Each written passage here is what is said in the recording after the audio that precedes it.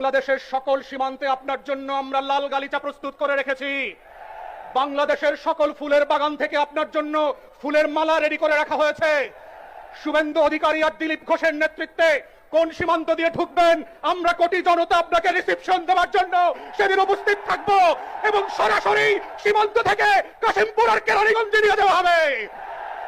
যারা বোধ করছেন 24-এর গণ অভ্যুত্থানে যারা বুক চেতিয়ে রক্ত দিয়ে বুলেটকে সামনে রেখে শত বাধা উপেক্ষা করে বাংলাদেশকে শুধু আওয়ামী ফ্যাসিবাদ না দিল্লির আধিপত্যবাদ থেকে মুক্ত করেছে, তাদেরকে এনডিটিভিতে আর রয়টার্সের রাতের আধারে ইমেইলে সাক্ষাৎকার দিয়ে বাংলাদেশের মানুষকে ভয় দেখাবেন। সেই ভয়ের রাজ্যে আমরা বাস করি না।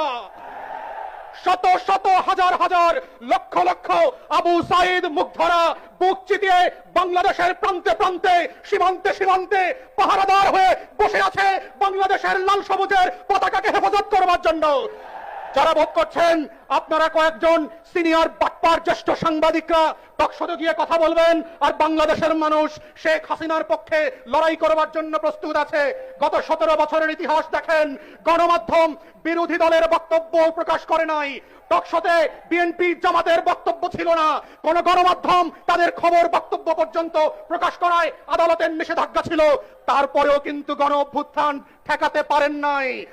মাথায় রাখেন, শুধুমাত্র গণমাধ্যমের ইতিহাস দিয়ে, শুধুমাত্র আওয়ামী ফ্যাসিবাদের কিছু দালালদেরকে দিয়ে টকশো করিয়ে বুদ্ধিদীপ্ত ভাবে বাংলাদেশকে আবার আওয়ামী রাজকরণ করবেন, সেই বাংলাদেশ দিল্লিতে ফিরবে, সোনার বাংলায় ফিরবে না।